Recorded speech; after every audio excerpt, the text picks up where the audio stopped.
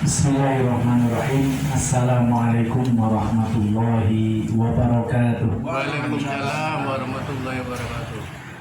Alhamdulillahi rabbil alamin. Wal 'aqibatu lil muttaqin. Wala udwana illa 'alal zalimin. Wassalatu wassalamu ala asrafil anbiya'i wal mursalin Nabiyyina Muhammadin sallallahu alaihi wasallam wa ala alihi wa ashabihi wa man tabi'ahum bi ihsanin ila yaumiddin, amma ba'd. Ma'asyiral muslimin, bapak-bapak sedulur semuanya, rahimani wa rahimakumullah. Segala puji dan syukur kita yang patut kita muliakan dan kita puji adalah Allah Subhanahu wa ta'ala yang maha terpuji, yang memenuhi langit dan bumi dengan segala pujiannya. Nah, insya Allah kita semua bersedekah dengan mengucapkan Alhamdulillah, menjadikan timbangan amal soleh kita bertambah berat. Amin ya rabbal alamin. Salawat dan salam milik junjungan Nabi kita Nabi Muhammad sallallahu alaihi wasallam, Nabi yang menjadikan suri teladan buat kita, maka sepantasnya kita bersalawat kepada beliau. Allahumma salli ala Muhammad wa ala alihi wa ashabihi ajma'in. Ikhwani rahimani wa rahimakumullah. Pada kesempatan yang mulia ini kita ingin sampaikan surat Fatir ayat 29. Surat Fatir ayat 29. Surat sebelum surat Yasin. Sebelum surat Yasin. Surat Fatir ayat 29, Allah Subhanahu wa ta'ala ingin memberitahu kita tentang perniagaan yang tidak akan pernah rugi, perdagangan yang tidak pernah rugi, jual beli yang tidak pernah rugi, pasti untung.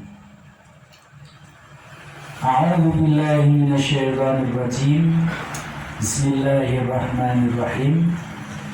Innal ladzina yatluna kitaballah wa aqamus shalah wa anfaqu mimma razaqnahum sirran wa alaniyah yarjuna tijaratan lan tabur.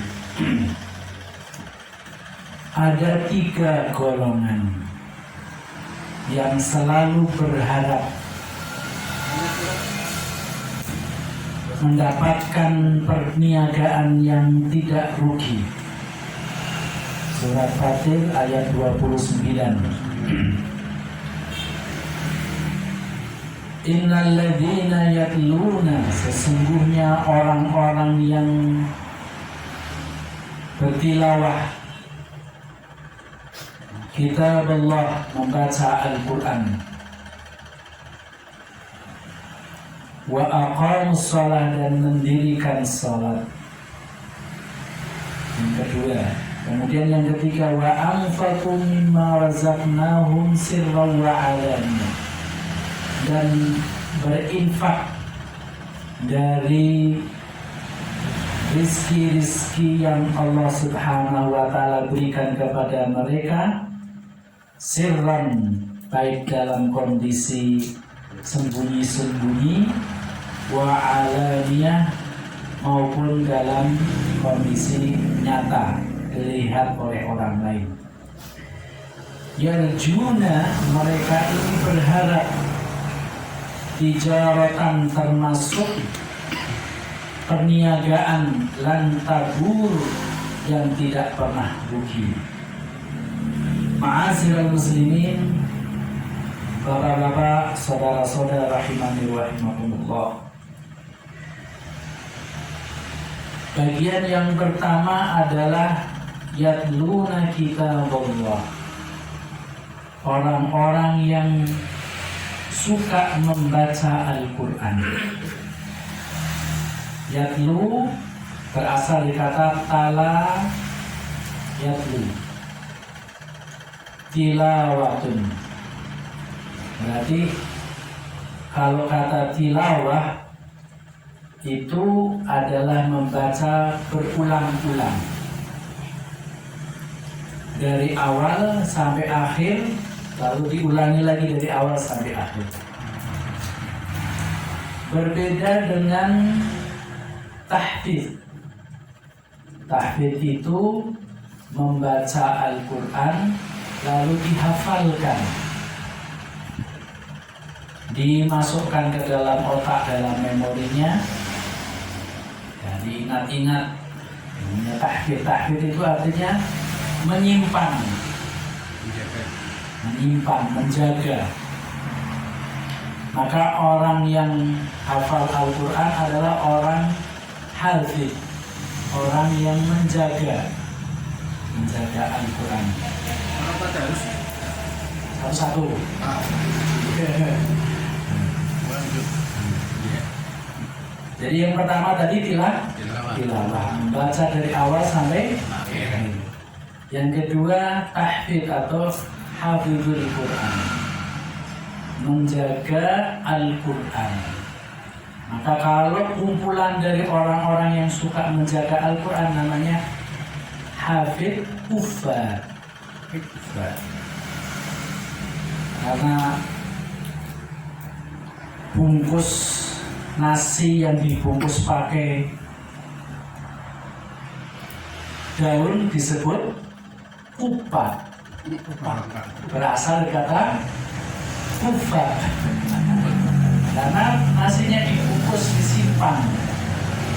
Berharap, orang dulu cerita, berharap anak-anak kita, keluarga kita menjadi kupat, sehingga terkenal kupat.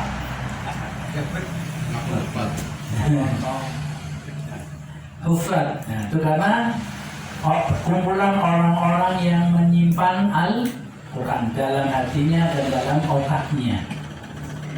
Kemudian ada lagi tadabbur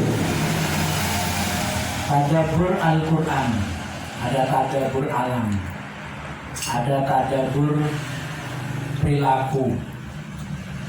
Nah, tadabbur Al-Quran adalah menghayati kandungan-kandungan dalam Al-Quran. Menghayati. Lalu ada istilah lagi tadarus. Tadarus itu berasal dari kata darosa. Kemudian berubah menjadi tadarosa. Ya, tadarusu. Saling mengkaji, saling belajar. Jadi kalau ada kumpulan ngaji kita bareng-bareng, satu membaca, satu membetulkan, satu membaca betul-betul, itu disebut tadarus.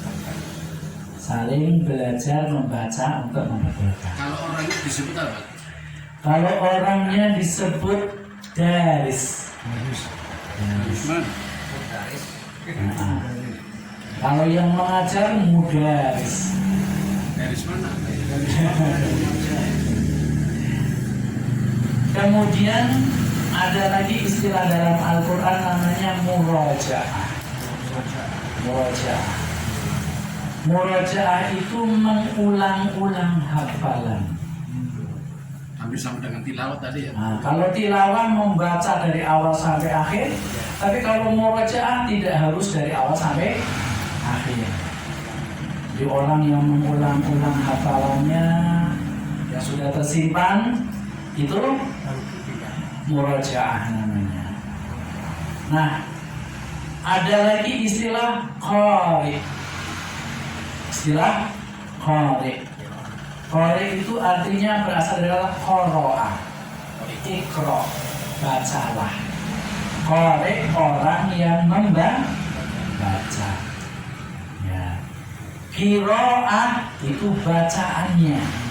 Maka Quran itu berasal dari kata qira'ah, yang banyak bacaan. berbagai macam bacaan. Jadi oleh karenanya istilah-istilah itu tidak harus dihafal. Yang penting prakteknya. Kenapa kita ini kadang-kadang bacaan Al-Quran ini terbata-bata, sebagaimana hadis Rasulullah SAW berkaitan dengan orang yang membaca Al-Quran. Kata Rasulullah, hafizul Quran, orang yang hafal Al-Quran, ma'a safaratil kiramil bararah, dia ini akan bersama malaikat yang mulia lagi baik. Terus mulia baik. Jadi derajatnya orang Muslim, bukan orang kafir ya. Ada orang kafir yang hafal Quran itu ada. Orang Yahudi itu hafal Quran banyak.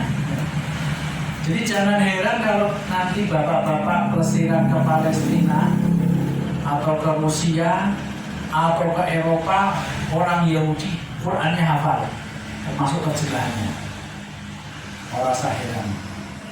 Jadi memang orang-orang kafir ada yang hafal Al-Quran tapi sekedar hafal di mulut. Nah, sedangkan kita berbeda dengan mereka hafal tidak dapat pahala. Kenapa? Mereka berbuat baik tidak dapat pahala. Sedangkan kita kalau berbuat baik, baca Quran satu huruf saja berpahala. Bedanya di mana? Bedanya sederhana. Mereka tidak beriman kepada Nabi kita beriman kepada Nabi mereka. Sederhana saja. Bedanya cuma iman. Ketika iman itu lepas, tidak percaya, maka satu huruf di dalam Al-Quran ketika kita tidak percayai, iman kita lepas. Na'udzubillah min, apalagi mencela Al-Quran. Al-Quran ini, apalagi ada yang merubah, maka dia imannya lepas. Ma'asyiral muslimin rahimani wa rahimakumullah.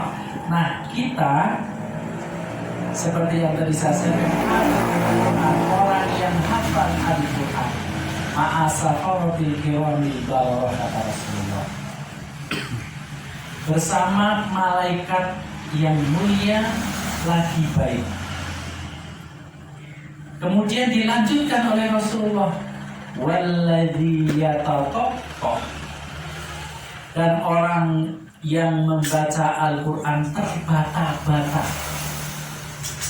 Mungkin makhraj hurufnya keliru, mungkin panjang pendeknya tidak tepat. Jadi bunyi hurufnya tidak tepat, panjang pendek tajwidnya tidak tepat, tidak hafal lagi.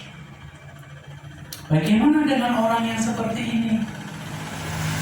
Maka kata Rasulullah, lahu ajrani, dia punya dua pahala. Jadi nggak usah khawatir bapak-bapak sedulur semuanya, terus bertilawah. Jangan nunggu seminggu sekali. Nunggu malam Rebo rak mangkat gara-gara.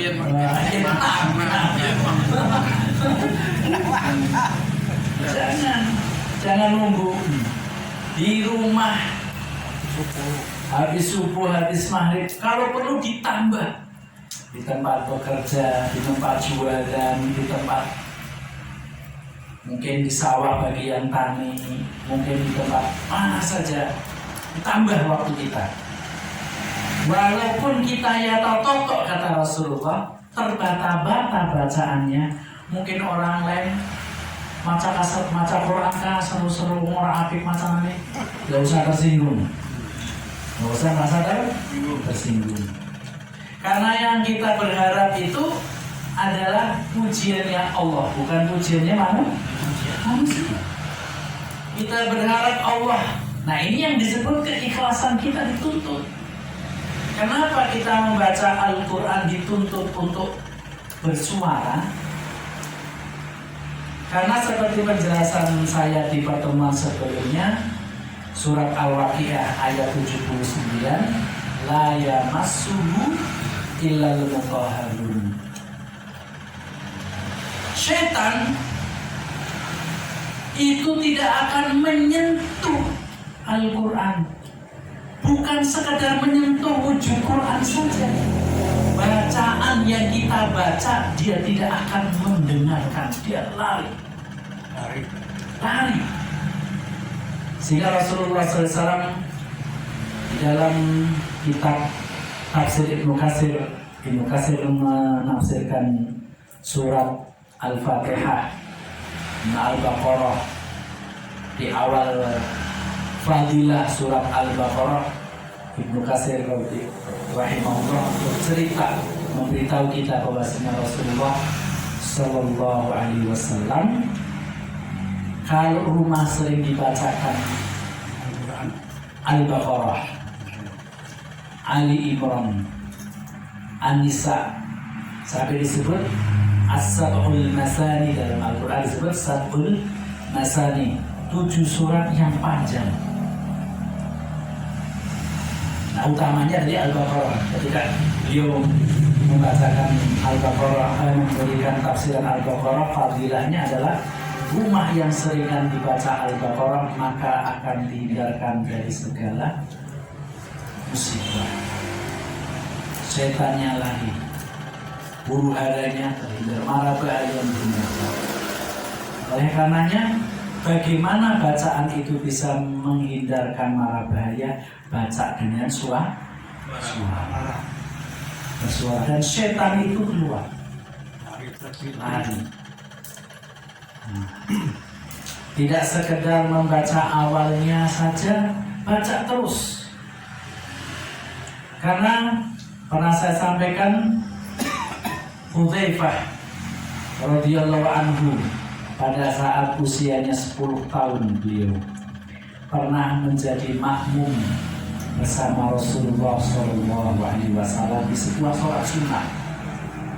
Hudzaifah itu diajak Rasulullah sholat sunnah malam hari, sholat tahajud. Lalu Rasulullah SAW setelah Al-Fatihah membaca surat Al-Baqarah. Di dalam hatinya Hudzaifah, Rasulullah akan berhenti di ayat yang ke-100. Ternyata 100 sudah lewat, terus lanjutkan. Selesai surat Al-Baqarah, Hudzaifah di dalam hatinya mengatakan, mungkin setelah ini kita rukuk.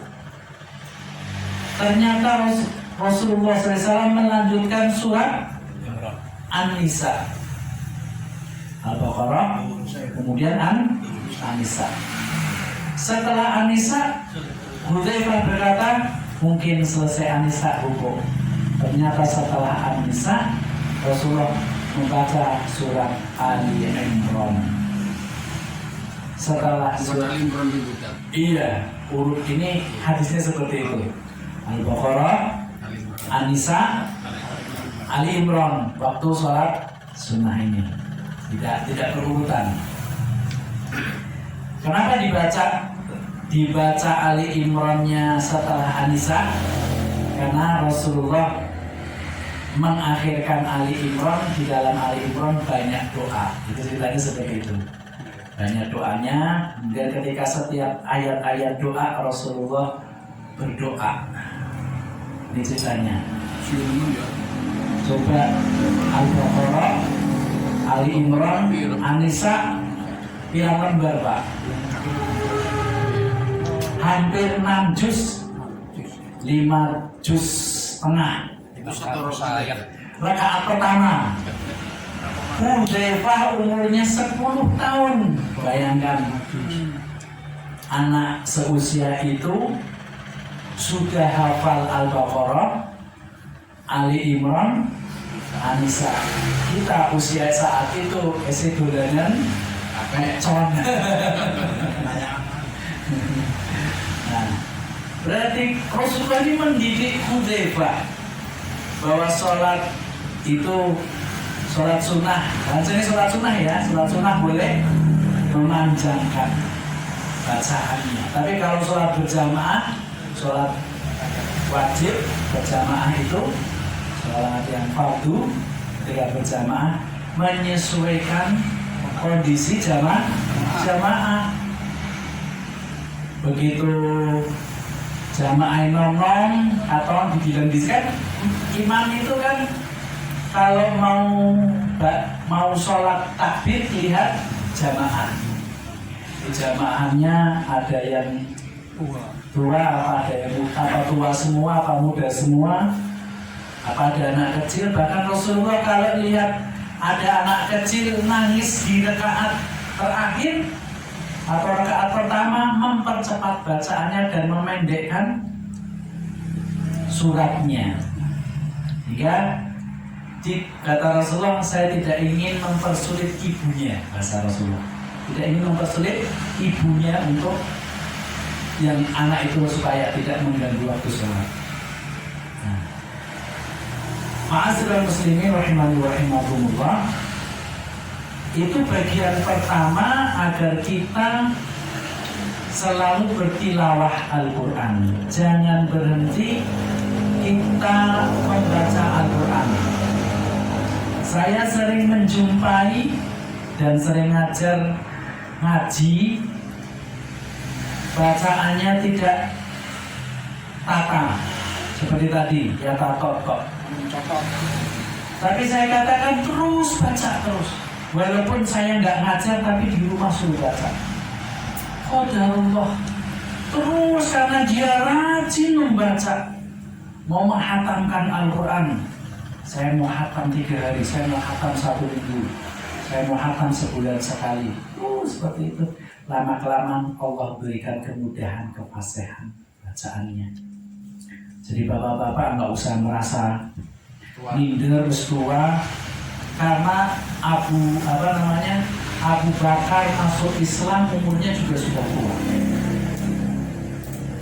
Abu Bakar masuk Islam umurnya sudah ada yang lebih tua lagi, yakni siapa? Yang buta, muadzinnya Rasulullah SAW, Abdullah bin Maktum itu umurnya lebih tua, sudah sepuh, ya lebih tua, artinya umurnya lebih tua, kemudian buta lagi. Tapi beliau hafal Al-Quran, artinya mau belajar Al-Quran. Maka jangan putus asa untuk bertilawah. Jangan berhenti untuk bertilawah. Jangan sampai waktu yang kosong itu tidak bermanfaat. Kita manfaatkan untuk bertilawah. Sehingga akhir hayat kita dalam kondisi sedang bertilawah.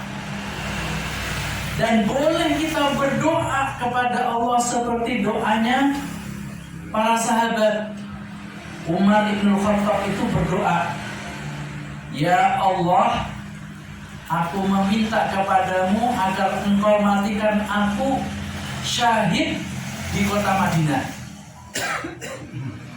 Bayangkan, teman-temannya tuh bertanya, bagaimana Anda mau syahid di kota Madinah, kota yang sudah aman jimat? Tidak mungkin terjadi peperangan di kota dan minta syahid di Madinah. Ternyata Allah kirim orang untuk membunuh Umar ibn Khattab radhiyallahu anhu dan di masjid di waktu sholat. Itu juga seperti itu. Sama Utsman bin Affan juga berdoa seperti itu. Utsman sedang bertilawah Al-Quran. Bertilawah Al-Quran. Jadi kita berdoa minta dimatikan dalam keadaan husnul khotimah, boleh. Ada seorang Syekh Profesor Dr. Muhammad Al-Ghazali dari Mesir. Dia berdoa kepada Allah dan doanya ini dibaca terus. Ya Allah, matikan aku di kota Madinah. Berdoa supaya mati di kota Madinah. Padahal pertama antara pemikirannya Al-Ghazali, Muhammad Al-Ghazali bukan Al-Ghazali ya. Muhammad Al-Ghazali dengan dosen-dosen Universitas Islam Madinah bertentangan. Tapi beliau berdoa minta mati di Madinah. Lalu Allah Subhanahu wa taala menakdirkan beliau diundang oleh Universitas Islam Madinah untuk menyampaikan ceramahnya. Ketika ceramah di Universitas Islam Madinah, beliau mengatakan kalimat terakhirnya yang saya ingat. Saya ingin menjaga kalimat La ilaha illallah sampai akhir hayat saya. Lalu beliau meninggal di kota Madinah dan dikubur di Baqi. Ini namanya minta kepada Allah supaya husnul khotimah.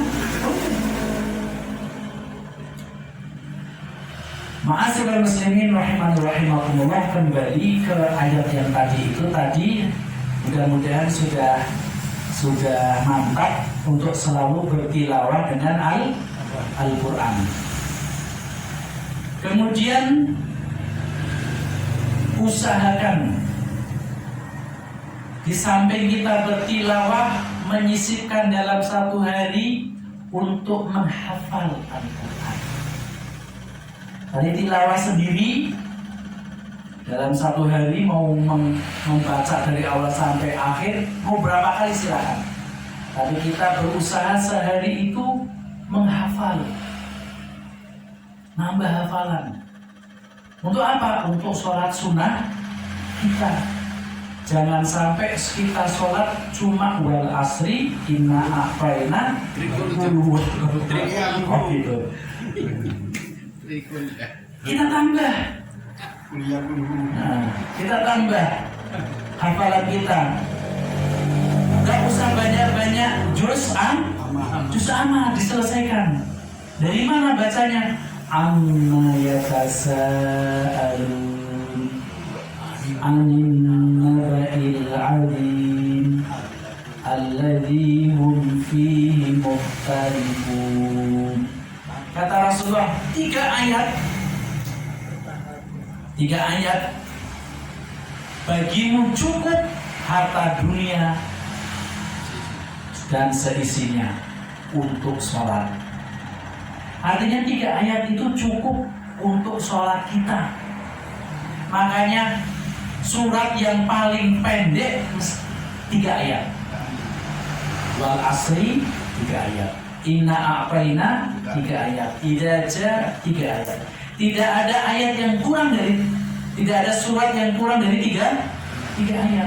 Maka sholat, seandainya kita sholat lalu hafalnya cuma 3 ayat, 3 ayat itu dibaca.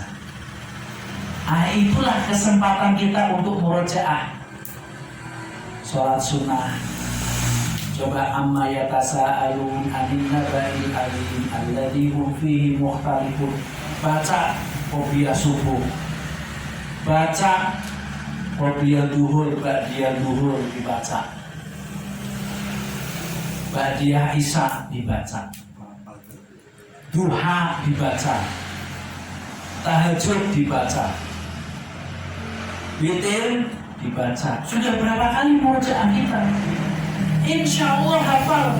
Sehari 3 ayat, Dari 3 ayat. Insya Allah kita nggak lama, sebulan itu bisa setengah juz 30-nya bisa. Soalnya dari Al-Qur'an sampai ke depan kan sudah hafal. Betul Bapak? Ya kan? Pakai sobekan. Bacanya pakai sobekan. Bacaan pakai sobekan. Dihafal dulu sambil berang. Kan tadi kan tilawah, tahfidz, murojaah. Kan 3 ayat, nggak perlu banyak. Nggak usah banyak-banyak, 3 ayat saja.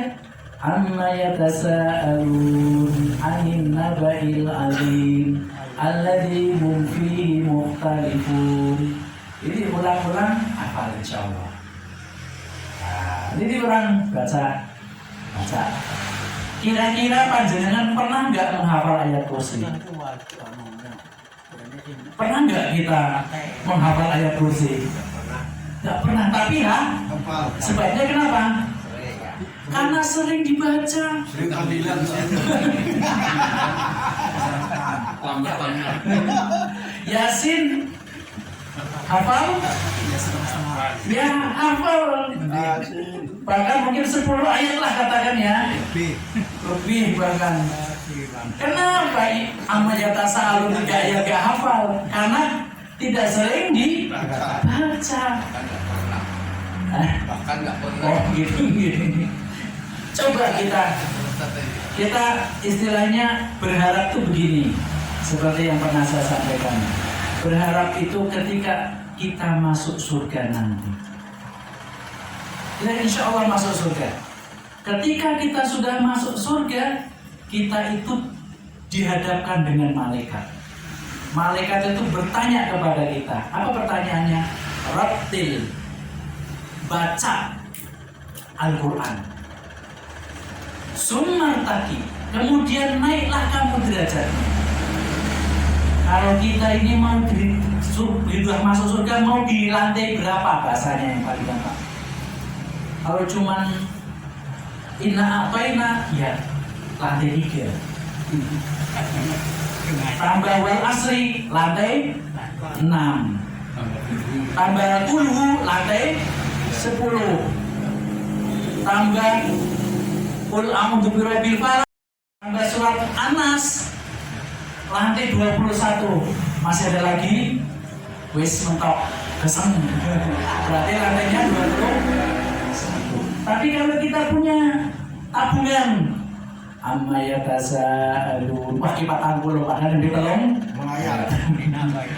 Itu posisi sudah di dalam surga apa akan masuk? sudah di dalam surga. Dalam surga itu disuruh kita disuruh baca Al-Quran.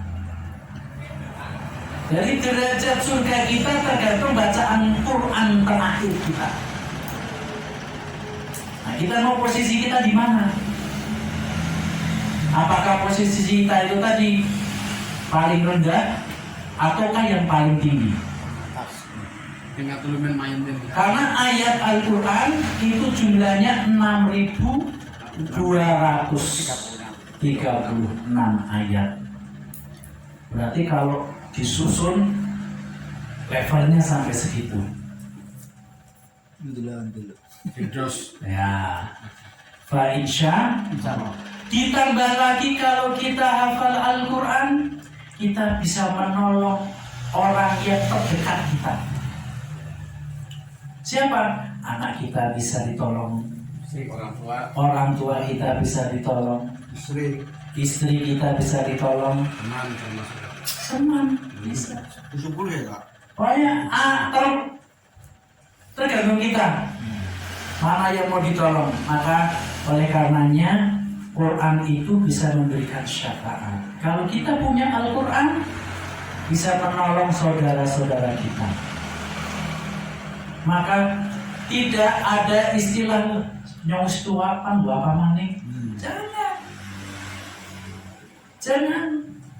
Justru di akhir hayat kita, jangan sampai kita tidak punya apa-apa. Iya. Wa tazawwadu fa inna khairaz zadi taqwa. Nah, takwa itu dari Al-Quran. Sehingga ketika kita punya bekal untuk bertemu Allah, karena nanti itu semua surat, semua ayat yang pernah kita baca, dia akan bersaksi. Dia akan bersaksi. Al-Baqarah menghadap kepada Allah. Ya Allah, fulan sering membaca saya. Berikan kesempatan saya untuk membantu dia. Itu setiap surat, setiap ayat, setiap bacaan. Kita mau saksinya berapa? Kita mau minta penolongnya berapa? Ini tergantung kita di dunia. Maka disebut di ayat ini tijaratan lan tabur, perniagaan yang tidak pernah ada ruginya. Tidak akan ada ruginya. Tidak akan ada ruginya. Jadi selalu untung, baca Al-Quran itu akan untung. Dikisahkan seperti ini. Saya dapat kisah. Ada seorang syekh di Sudan, namanya Syekh Abdullah At-Tuwailibis. Beliau pekerjaan hariannya ngajar Al-Quran. Punya sanad qiraah. Jadi kalau saya pernah diceritani oleh teman saya, namanya adik kelas saya, namanya Ustaz Arif. Ustaz Arif itu cerita, Ustaz, saya kalau mau ngambil sanad qiraah, di sanad itu artinya hafalan Quran kita disatukan seperti bacaannya Rasulullah, itu namanya sanad. Itu biaya ngajinya 20 juta, dibayar cash di awal. Kalau kita ngaji di sini pemisah, kan gitu ya. Iya. Nah, di luar negeri seperti itu. Ini syekh ini karena kegiatannya hariannya itu hanya ngulang ngaji dari pagi malam ngaji. Kehidupannya dijamin oleh Allah Subhanahu wa taala. Disebut tijaratan lan tabur. Anak-anaknya menjadi dokter semuanya. 4 anaknya menjadi dokter dan bekerja di Dubai. Tidak ada yang bersama beliau. Jadi anak-anaknya ditanggung oleh Allah Subhanahu wa taala. Lalu suatu hari beliau ingin mengunjungi putra-putranya karena merasa akhir hayatnya sudah hampir dekat, karena usianya sudah 90 tahun, 92 tahun. Beliau berangkat dari Sudan ke Dubai. Ibarat kata orang kampung pergi ke kota, baru pertama kali. Jadi kalau di kampungnya mungkin dia orang terkenal, di kota siapa yang kenal? Yang kenal paling anaknya saja. Begitu sampai di Dubai, ketemu anaknya meninggal. Kira-kira ngurusnya kepribadian. Qadarullah, karena dia seorang yang selalu bersama Al-Quran. Ada wartawan memvideo dia bahwa ada seorang yang meninggal di bandara di Dubai, namanya ini. Dalam waktu sekejap, semua murid yang ada di dunia berkumpul di kota itu menguburkan jenazah. Sampai dibilang, ibaratnya istilahnya dari sini sampai alun-alun itu jenazahnya nggak perlu pakai mobil. Maknanya itu yang takziah jutaan, yang mengantarkan jenazahnya jutaan. Padahal di kota yang tidak dikenal, di tempat yang dia itu tidak tahu. Oleh karenanya hidupnya dijamin, kematiannya pun dijamin. Maka jangan putus asa untuk selalu bertilawah Al-Quran. Jangan sampai waktu kita ini sia-sia hilang dari tilawah Al-Quran. Sekecil, sesempit apapun, kalau bisa bertilawah, sedikit pun tilawah, sedikit tilawah, manfaatkan. Setelah tilawah, tambahi tahfidz. Tahfidznya nggak usah banyak-banyak, tiga ayat. 3 ayat dari An-Naba, 3 ayat An-Naba, 3 ayat An-Naba, 3. Kalau sehari 3 ayat, maka 10 hari sudah 30 ayat.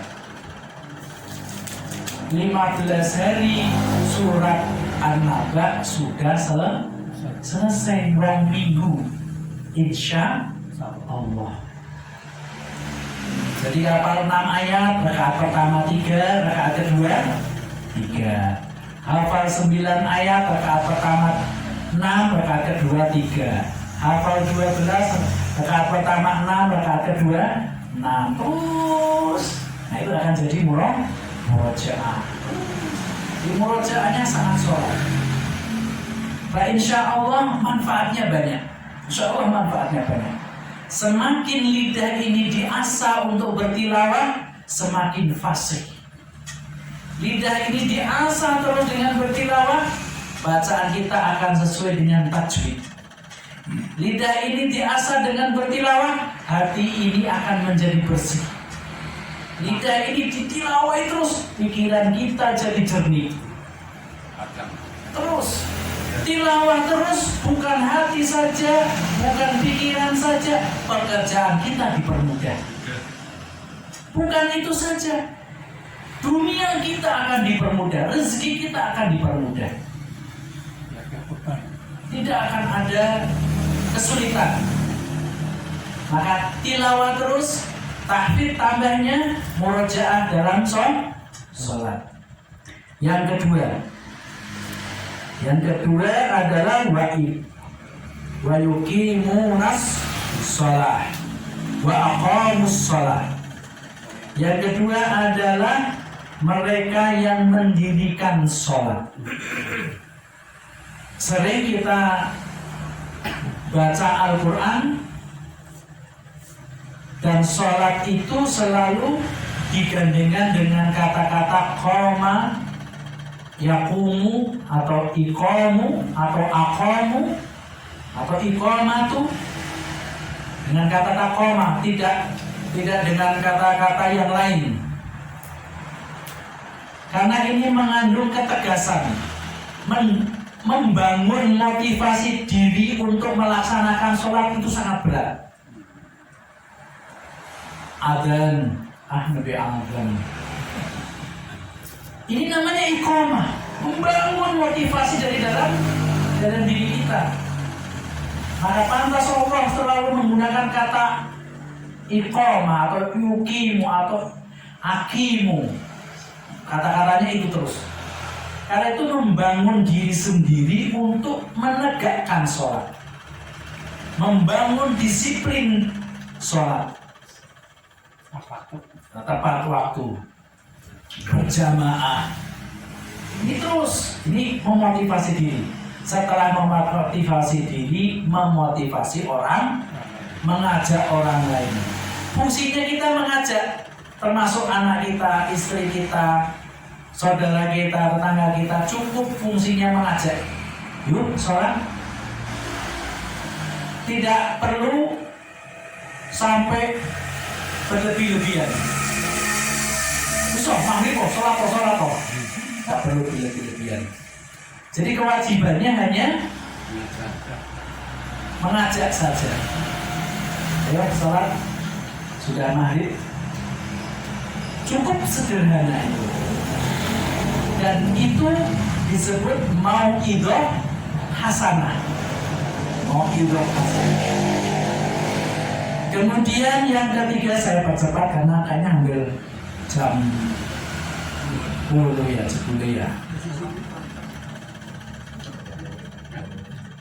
Yang ketiga Yang ketiga, wa anfaqu mimma razaqnahum sirran wa alaniyah. Dan mereka meninfakkan, menggunakan kata-kata infak, tidak menggunakan kata-kata sedekah. Lalu bedanya apa sih kata infak dengan sedekah? Infak lebih dekat kepada orang yang dekat, kepada orang yang dekat. Jadi mengutamakan orang-orang yang dekat dulu. Maka nafkah kepada istri, nafkah kepada anak, atau anak memberikan nafkah kepada orang tua. Itu maka menggunakan kata infak, pemberian kepada orang yang bersama dia. Ya, orang kerabat dekat didahulukan. Sirra wa alaniyah. Maka ketika kita berinfak, usahakan berinfak kepada orang yang paling dekat. Maka berpahala seorang suami memberikan nafkah kepada istri, punya pahalanya. Tapi juga punya dosa manakala nafkahnya digunakan untuk maksiat. Kok bisa nafkah digunakan untuk maksiat? Misal nafkah itu diberikan kepada anaknya botolanan, minum dan lain sebagainya. Jadi dosa. Maka bagaimana supaya kita tidak berdosa? Ini nafkah saya kepada kamu anak, uang jajan kepada anak, saya dapat dari yang halal, tolong keluarkan untuk yang halal. Tolong belanjakan untuk yang halal. Disampaikan bahasa dalam kan ada namanya ijab qabul, bacaan serah terima. Kalau yang menerima lalu menggunakan di jalan yang haram, kalau kita sudah menyampaikan terlebih dahulu, kita tidak punya dosa. Maka berikan ijab kabulnya dulu.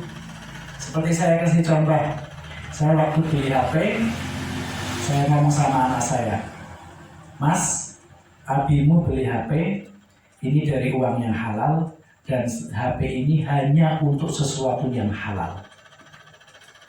Sampai hari ini anak saya tak suruh megang HP saya, nggak mau Pak.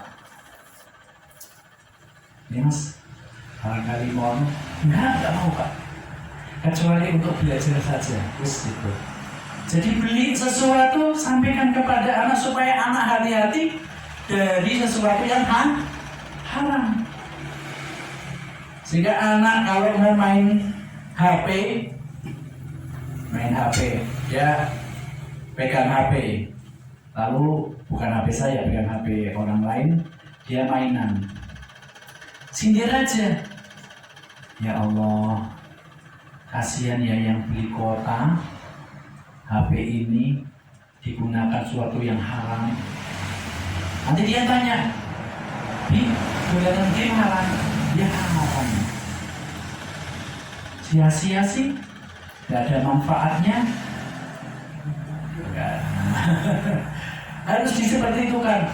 Sekali, dua kali, kita tidak perlu marah-marah, tidak perlu ngomong isi macam-macam. Cukup sindir terus, lama-kelamaan dia akan meninggalkan. Ini pengalaman saya, sehingga mudah-mudahan bisa jadi cara barangkali ada saudaranya anak kecil masih main HP. Saya pernah dengan laporan ada anak SD karena PJJ, jadi sampai tangannya gemetar. Itu kalau HP-nya diambil, tapi kalau HP-nya dipegangkan, akan. Alhamdulillah ini, berarti sudah merusak, bukan merusak otak lagi, merusak fisik. Oleh karenanya kita yang jadi orang tua harus berhati-hati ketika memberikan HP. Na'udzubillah min dzalik. Karena itu bagian daripada infak, baik dalam kondisi sirran, sembunyi-sembunyi, wa alaniyah maupun terang-terangan. Jadi sedekah, makanya kalimat atau infak atau sedekah itu didahulukan kalimat sirron, sembunyi-sembunyi. Berarti sembunyi-sembunyi itu lebih utama daripada terang-terangan. Nah, tiga golongan ini yang dia ini menjadikan pekerjaannya pekerjaan yang tidak akan pernah rugi. Yang pertama, tilawah Al-Quran. Yang kedua, sholat. Yang ketiga, infak. 3 hal, silahkan dipilih. Mau yang mana yang lebih diintensif, fokuskan. Mau 3-tiganya, alhamdulillah. Mudah-mudahan kita semua bisa mengamalkan salah satu dari 3 itu. Mana yang bisa kita amalkan dengan intens dan bisa prioritas utama. Syukur-syukur bisa 3-tiganya, sehingga kita bisa mengharapkan bertemu dengan Allah Subhanahu wa Ta'ala dalam keadaan husnul khatimah. Allahumma amin. Dari saya mohon maaf hanya bisa menyampaikan seperti ini. Nanti kalau ada pertanyaan kita bisa, mudah-mudahan bisa kita saling share ilmu. Wallahu a'lam bishawab. Wassalamualaikum warahmatullahi wabarakatuh. Waalaikumsalam.